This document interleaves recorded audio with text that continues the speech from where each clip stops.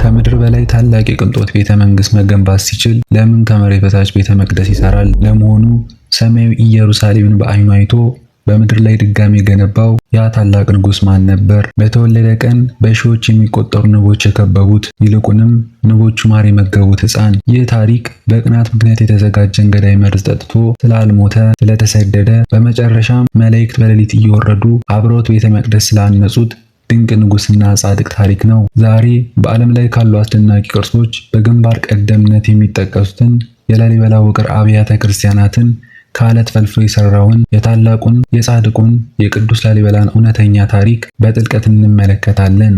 እስከ መጨረሻው አብራችሁን ቆዩ።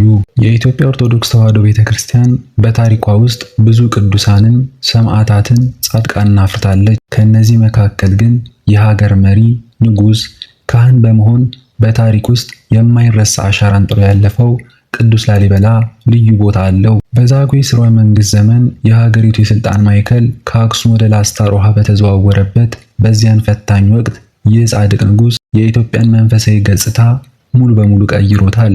በክርስቲያኖች ላይ የደረሰውን መከራ አይቶ ዳግማዊ ኢየሩሳሌምን በኢትዮጵያ ምድር የሰራውን የዚህን ታላቅ አባት የሕይወት ጉዞ አሁን እንጀምራለን። ታሪኩ የሚጀምረው በ11ኛው መቶ ክፍለ ዘመን አጋማሽ አካባቢ ነው። በላስታ ልዩ ስሙ ሮሃ በተባለ ስፍራ ከዛጉዌ ንጉሳዊ ቤተሰብ ከሆኑት ከአባቱ ከንጉስ ጃን ስዩምና ከእናቱ ከከርመርና አንድ ድንቅ ሕፃን ተወለደ።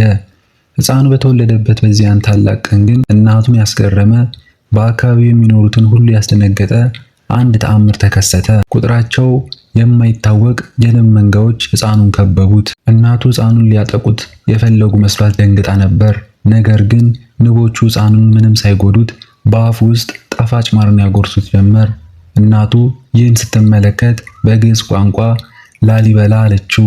ትርጉሙም ንቦች ማር አጎረሱት፣ ክብሩንም አወቁ ማለት ነው። በጥምቀት ስሙ ገብረ ማርያም የተባለው ይህ ሕፃን ያደገው እግዚአብሔርን በሚፈሩ በጸሎትና በመጽዋዕት በተጉ ደግ ቤተሰብ ውስጥ ነበር። ላሊበላ ከሌሎች ሕፃናት ጋር ከመጫወት ይልቅ ወደ ቤተ እግዚአብሔር በመገስገስ የቃለ እግዚአብሔርን ንባብና ዜማ መማር ያስቀድም ነበር። የላሊበላ የቅድስና ብርሃን በሕዝቡ ዘንድ ያለውን ተወዳጅነት እየጨመረ ሲሄድ በቤተሰብ ውስጥ ትልቅ የቅናት እሳት ተቀጣጠለ። በወቅቱ ንጉስ የነበረው ታላቅ ወንድሙ ንጉስ ሐርቤ ላሊበላን ስልጣኔንና የንግስናዬን ዘውድ ይነጥቀኛል በሚል ታላቅ ስጋት ወደቀበት። በዚህም ምክንያት በላሊበላ ላይ ብርቱ መከራና ስደት መጣበት።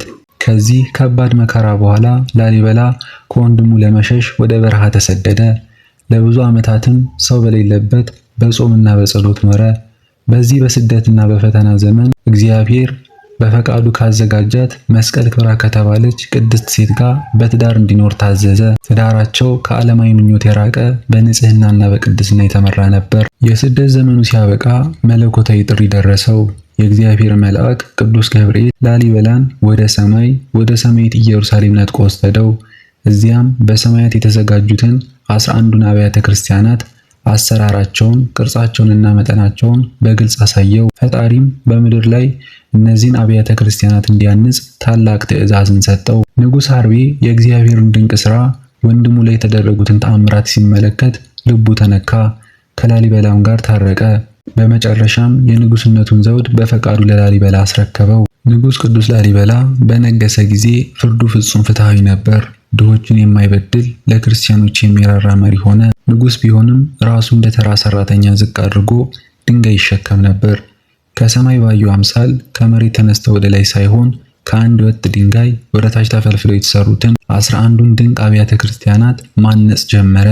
እነዚህም ቤተ መድኃኔዓለም፣ ቤተ ማርያም፣ ቤተ ደንገሌ፣ ቤተ መስቀል፣ ቤተ ሚካኤል፣ ቤተ ጎልጎታ፣ ቤተ ጊዮርጊስ፣ ቤተ አማኑኤል፣ ቤተ መርቆሬዎስ፣ ቤተ ገብርኤል ወሩፋኤል፣ ቤተ አባ ሊባኖስ ናቸው። በተጨማሪም ክርስቲያኖች ወደ ኢየሩሳሌም ለመጓዝ በመንገድ ላይ የሚደርስባቸውን ስቃይና ሞት አይቶ በሮሃ መሬት ላይ ዮርዳኖስ የተባለ ወንዝን በመሰየም ቦታውን ዳግማዊ ኢየሩሳሌም አደረገው።